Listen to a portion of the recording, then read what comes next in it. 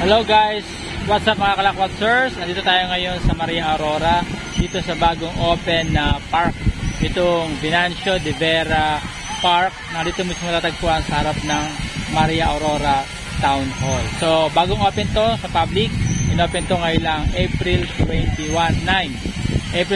po binuksan, nag-ribbon cutting kayo na, at bigla-bigla tayo napupunta rito dahil nakita nga natin yung balita mula sa Maria Aurora Tourism. Kaya sinadya natin itong lugar na to. So libutin natin, tignan natin kung ano yung makikita nyo dito at ano yung pwedeng gawin dito ng mga bata at tayo na medyo may matatanda.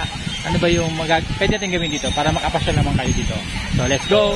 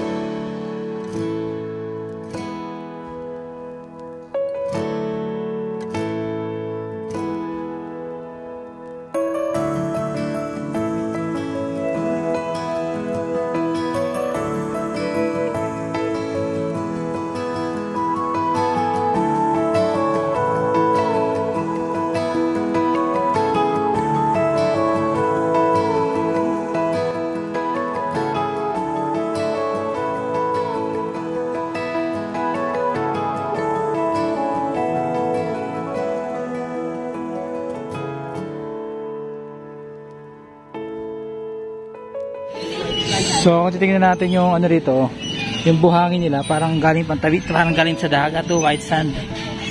White sand siya. Makagaling pa to ng Dinadjawan. Oh, Dinadjawan yung kanilang buhangin dito sa may playground. Ganda.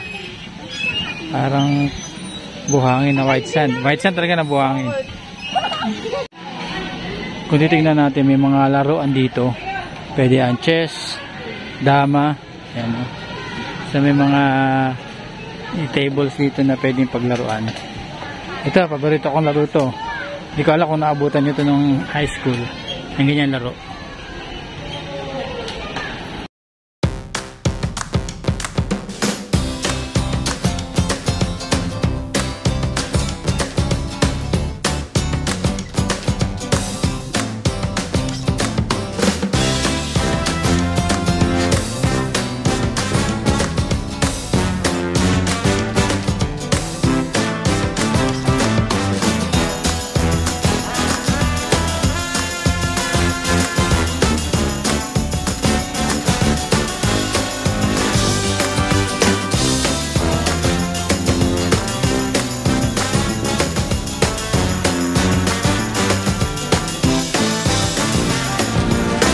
Alright, mula dito sa Maria Aurora, ito mismo yung kanilang munisipyo at ito yung Parke. Ayan, nagpapalam tayo, naikot natin. So punta kayo dito pagka may available time kayo, kasama ninyo yung family, picnic kayo or maglaro yung mga bata doon sa mga palaruan. Okay?